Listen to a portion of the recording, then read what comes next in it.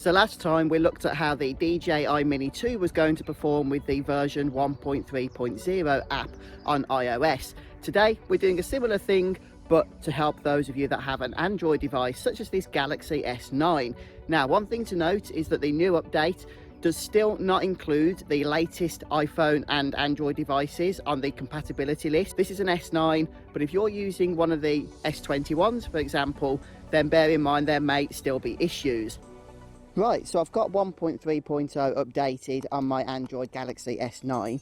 I'm going to say to you guys that I haven't actually done a whole lot of flying with this particular phone. The reason I got this phone was so that I could make, more in-depth tutorials for you folks, since many of you actually have Android devices rather than iOS devices. I actually lost the original cable. I don't know if you guys can see that, because I never had an Android phone before, so I never thought I needed it.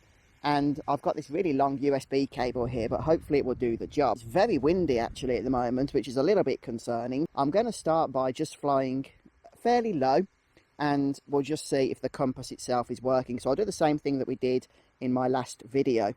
We'll start by gaining a little bit of height and a little bit of range, not much. Please check it on the map. And we'll just move it away from some of the trees and what have you. Okay, and we'll let it hover there. And I've done absolutely no calibration with this phone, so what we're seeing is straight out of the box type of thing. I mean, it wasn't a new phone, so it may already have been previously calibrated, but on the iOS the compass was seemingly perfect, and I'd say that's pretty much the case here as well.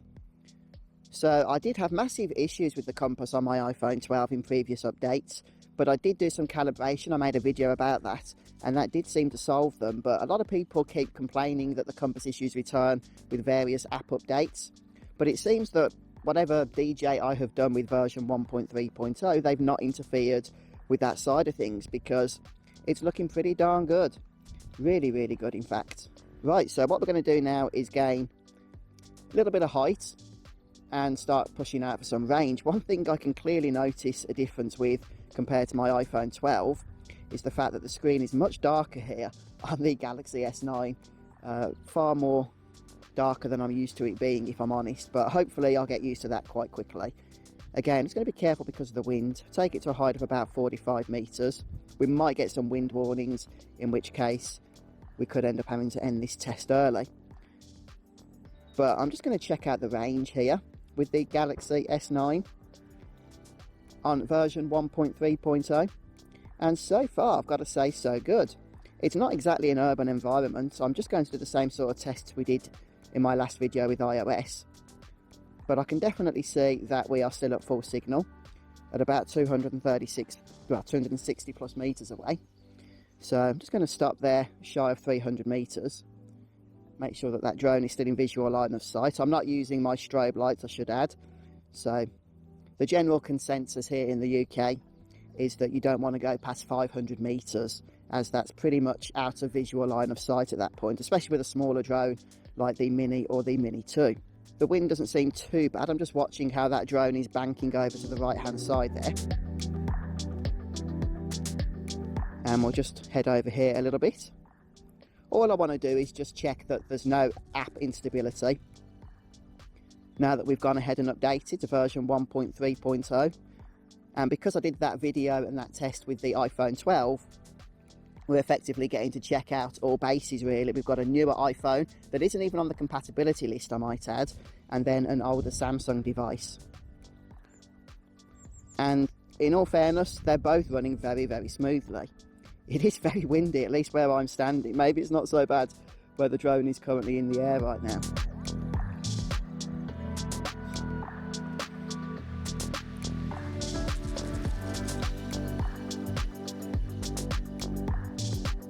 And I do want to check out the quick transfer feature with Android. I can see that we have dropped a little bit of signal, but you can see that the signal picks itself right back up again, and that's the OcuSync technology. Effectively, with OcuSync, the channel can be changed wherever the drone is located, so that whatever the best channel is for its current location, it can adjust to. With the Mini 1, which didn't have OcuSync technology, that wasn't something that could be done. The channel was fixed to the takeoff position, so whichever channel was best on takeoff, that is the channel you would be stuck with throughout the whole flight. Of course, the Wi-Fi signal around where you're going to be flying the best channel is going to be dependent, you know, and changing very, very quickly. So that's why OcuSync really comes into its own. So let's just go ahead and take a picture there, and then we can check out that quick transfer. Well, it's looking very busy with walkers today, but outside of exercise, there's not a whole lot you can actually do at the moment in the UK lockdown, apart from come and fly your drone, of course. I'll tell you what, it's an awesome lockdown hobby, this is. It really is. I've been having such a great time with this device, this aircraft, over the last few weeks. Right, let's go ahead and just take another random shot. There's not even a real subject there, unless a field can count as a subject, but at least we get to test out that quick transfer, don't we? Since, you know, I was having issues with it on the older version of the software, not particularly with this phone. I never tried it on this phone, but on my iOS device, it wasn't working for me. However, it was working on version 1.3.0 on my iPhone, so I'm assuming it's going to be working on this Samsung as well. So we'll start bringing the drone back a little bit. Not the longest flight, I know. I will, of course, be giving it more in-depth test, but I just want to go through some basics today, really.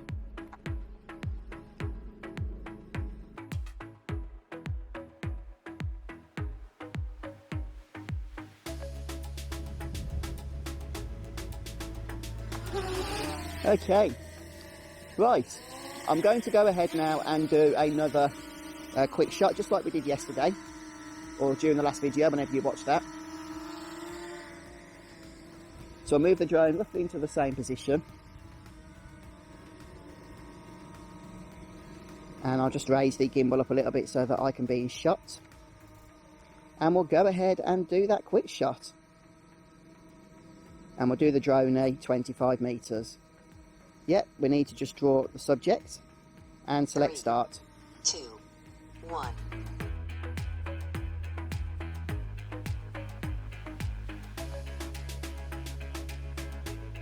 Hopefully that drone's not going to crash. No, there is a tree behind it, but it'll stop before then. Yeah, 25 meters actually isn't that far.